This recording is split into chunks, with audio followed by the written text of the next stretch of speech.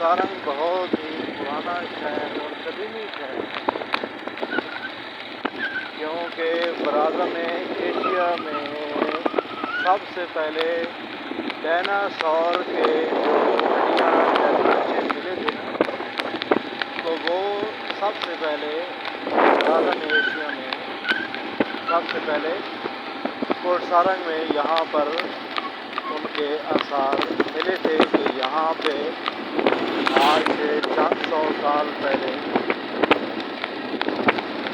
Dinosaur हुआ करते थे, जो अब नापायद हो चुके हैं। 50,000 साल हो गए दुनिया पानी से ख़त्म हो चुके हैं। तो ये इसकी पहाड़ियाँ और यहाँ पे जो आज से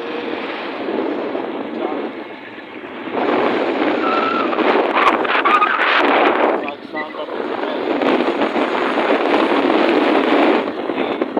उससे पहले सफर सगीर था, तो यहाँ पे काफ़ी बहुत पुराने जो बड़े बादशाह हुआ करते थे, तो वो उनका यहाँ पे रेस्ट करते थे, बनाई गई।